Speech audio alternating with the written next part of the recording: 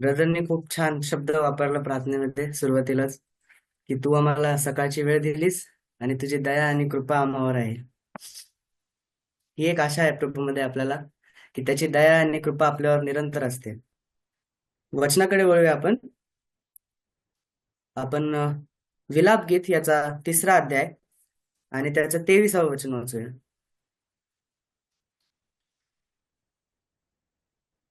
विलाप गीत याचा 3रा अध्याय आणि त्याचं 23वे वचन.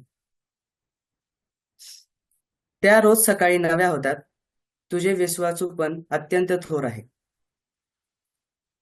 इथं या विलाप गीताचा जर आपण अभ्यास केला तर आपल्याला बघायला मिळतं की विलाप गीत जे आहे ते एक शोक गीत असं पुस्तक आहे, ज्याच्यामध्ये आपण त्याचा काळ पाहूया तो कधी लिहिण्यात आलेला आहे. पण याचा लेखक जो आहे इर्मया, तो इथं आपल्याला सांगत आहे की त्या रोज सकाळी नव्या होतात, तुझे विश्वासू पण अत्यंत थोर आहे. तर याचा जर आपण अभ्यास केला विलाप गीत याच्या पुस्तकाचा, तर आपल्याला कळून येईल की हे जे पुस्तक आहे ते कोणत्या काळामध्ये लिहिलेलं आहे.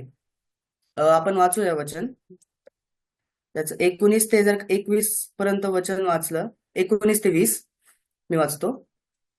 माझे कष्ट व माझे दुःख, कडू दावना आणि विष यांची आठवण कर. माझा जीव अजून त्यांची आठवण करतो आणि तो माझ्यामध्ये खचून गेला आहे. इथं आपल्याला बघायला मिळतं इर्मयाचा जो इर्मया संदेष्टा आहे, त्याचा जीव खचून गेलेला आहे असं तो सांगत आहे. त्याचं रडणं, त्याचं दुःख, त्याचं कष्ट, हे सर्व ह्या गोष्टींची तो आरोळी करत आहे. तर हा जो काळ आहे तो इस्रायलावर संकटाचा काळ चालू होता आणि नाशाचा काळ चालू होता, बंदिवासाचा काळ चालू होता. बाबेलानी इस्रायलावर बंदिवास केलं होतं आणि त्यावेळेस इर्मया संदेष्टा हे लिहित आहे. अशा वेळेस पण इर्मया संदेष्टा काय लिहित आहे? त्या रोज सकाळी नव्या होतात, तुझे विश्वासू पण अत्यंत थोर आहे. तर कोणत्या कोणत्या गोष्टी रोज सकाळी नव्या होतात इर्मया आपल्याला सांगू इच्छित आहे. तर त्याचं पहिलं वचन जर का वाचलं आपण, 22वे वचन, तिथं असं लिहिलंय, यहोवाची प्रेम दया त्याच्या करुणा थकत नाही, म्हणून आम्ही नष्ट झालो नाही. तर इथं दोन गोष्टीचा उल्लेख या इर्मया संदेशा दोन गोष्टींचा उल्लेख करत आहे. एक तर त्याची प्रेमदया आणि दुसरी त्याची करुणा. तर दया आणि करुणा याचा इथे उल्लेख झालेला आहे. करुणा आणि दया याचा फरक आपल्याला माहिती आहे, कारण या दोन वेगळ्या गोष्टी आहेत. करुणा म्हणजे आम्ही ज्या गोष्टीसाठी पात्र आहोत ती आपल्यावर होत नाही, आपल्यावर ती होत नाही.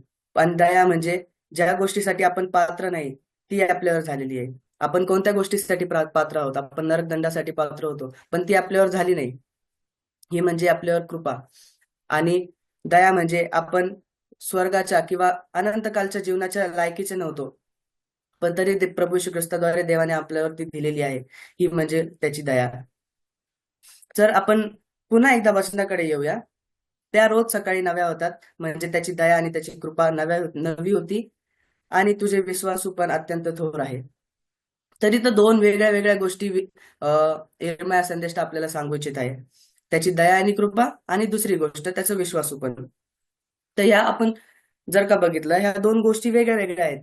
पण जर का आपण त्याच्या पुढच्या वचनामध्ये वाचत गेलो, आपण वाचूया पुढे, तर आपल्याला बघायला मिळतं की त्याची दया, कृपा आणि त्याचं विश्वासू पण कसं इंटरकनेक्टेड आहे. तर याच गोष्टी आपण थोडस याच्यावर मनन करणार आहोत.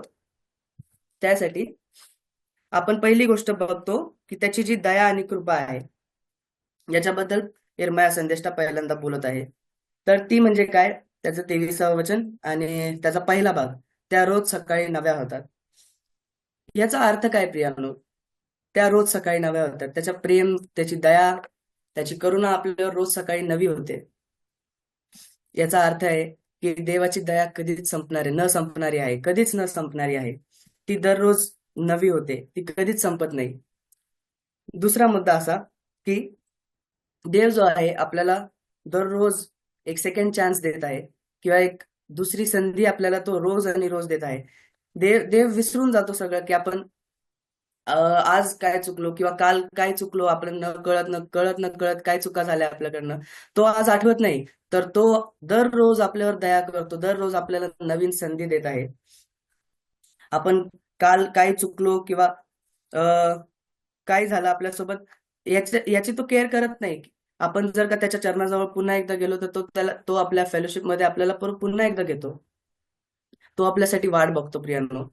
आणि त्याची दया आपल्यावर दिवसांदिवस रोज नवीन होत आहे. त्याचा अर्थ काय तर देवाची दया न संपणारी आहे, असं यिर्मया संदेष्टा आपल्याला सांगत आहे.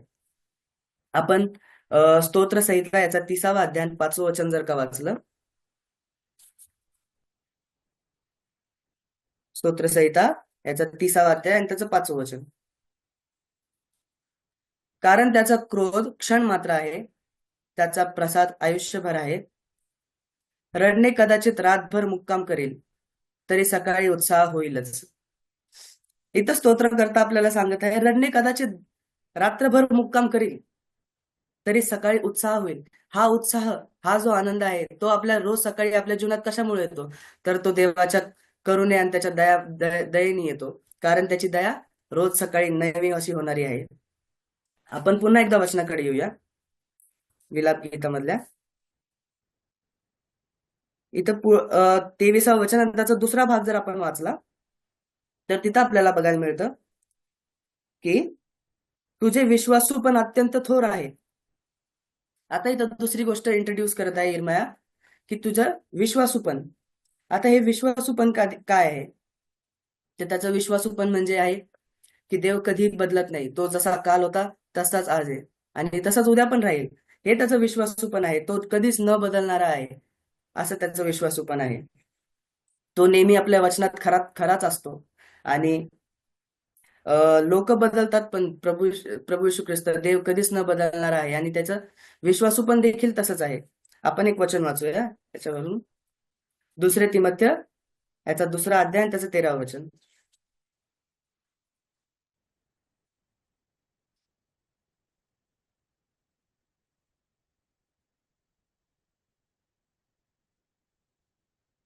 2 तिमोथेय याचा 2रा अध्याय आणि त्याचं 13वं वचन.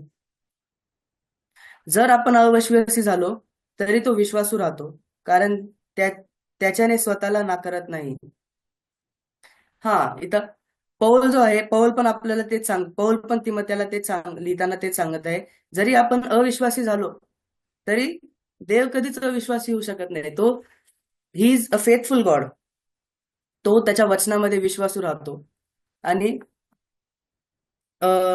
त्याची विश्वसनीयता किंवा त्याचं विश्वासूपण हे थोर आहे, असं आपल्याला यिर्मया संदेष्टा सांगतो. का? कारण तो कधीही बदलत नाही. तो जसा काल होता तसाच आज आहे आणि तसाच उद्या देखील राहील. आपल्याला रोज सकाळी आनंद मिळते, रोज सकाळी त्याची दया आपल्यावर होते. प्लस यिर्मया सांगत आहे इथं की त्याचं विश्वासूपण देखील थोर आहे. तर आता आपण बघूया त्या त्याचं दया आणि त्याचं विश्वासूपण हे इंटरकनेक्ट कसं होतं. जर आपण त्याचं पुढचंच वचन वाचलं, 24वं वचन, तर तिथं असं म्हणलेलं आहे, माझा जीव म्हणतो, यहोवा माझा वतन भाग आहे, म्हणून मी त्याच्यावर आशा ठेवीन. आता इथं पौल एक नवीन गोष्ट यिर्मया इथं नवीन गोष्ट इंट्रोड्यूस करत आहे, ती म्हणजे आशा, देवावर आशा ठेवणे.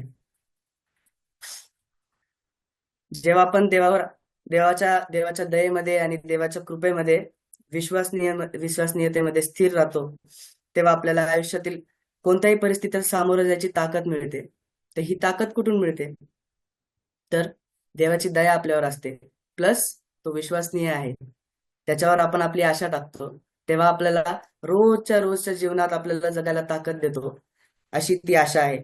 आणि देव आपल्या आशेवर तो विश्वसनीय राहतो. आपण त्याच्यावर आशा टाकतो. जेव्हा आपण देवावर आशा टाकतो तेव्हा ती केवळ अपेक्षा राहत नाही प्रियांनो, तर ती एक ख्रिस्ती जीवनामधली ती एक आत्मिक खात्री बनते की देव याचं उत्तर देईल आणि देव आपल्याला कधीही सोडणार नाही. तर ही ताकद जी आहे ती आपल्याला देवामध्ये, आपल्याला त्याच्या दयेमध्ये आणि त्याच्या विश्वासूपणामध्ये रोज आणि रोज आपल्याला ही ताकद मिळते. का? कारण त्याची दया आपल्यावर जी आहे ती रोज सकाळी नवी होणारी आहे आणि त्याचं विश्वासूपण जे आहे ते अत्यंत थोर आहे. आपण एक वचन वाचूया, यशाया याचा 40वा अध्याय आणि त्याचं 31वं वचन.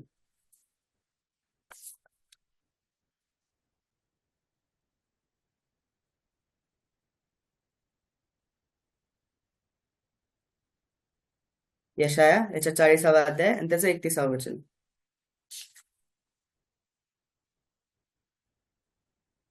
परंतु जे यहोवाची प्रतीक्षा करतात ते आपली शक्ती नवीन करतील. ते गरुडासारखे पंखांनी वर जातील. ते धावतील तरी दमणार नाहीत. ते चालतील तरी थकणार नाहीत. तर जी ताकद आपल्याला मिळते ती कशी आहे याचा एक डिटेल मध्ये उल्लेख यशाया आपल्याला देत आहे. ती म्हणजे परंतु जे यहोवाची प्रतीक्षा करतील, जे यहोवाची म्हणजे देवाची वाट बघतील, अशांसाठी यशाया लिहितो, ते आपली शक्ती नवीन करतील. जसं देव आपली त्याची दया आणि त्याची करुणा आपल्यावर नवीन दिवसांदिवस त्याची करुणा आपल्यावर नवीन होत जाते, तसंच तो आपली शक्ती देखील नवीन करतो. ते गरुडासारखे पंखांनी वर जातील. ते गरुडासारखे पंखांनी वर जातील असं यशाया इथं सांगत आहे. ते धावतील तरी दमणार नाहीत. ते धावतील तरी दमणार नाहीत प्रियांनो. ते चालतील तरी थकणार नाही. ती न थकणारी ताकद असणार आहे, ती न दमणारी ताकद असणार आहे. जी आपल्यावर देव आपल्याला जी नवीन ताकद देतो ती अशी ताकद आहे की जी न थकती न दमती आणि ती आपल्याला वर नेते. गरुडाच्या पंखांसारखे आपल्याला ती वर नेते, अशी ती ताकद आहे. अशी ताकद आणि अशी दया आपल्यावर देव रोज आणि रोज नवीन अशी करत आहे. शेवटचं आपण वचन वाचूया. स्तोत्रसंहिता याचा 36वा अध्याय आणि त्याचं 5वं वचन.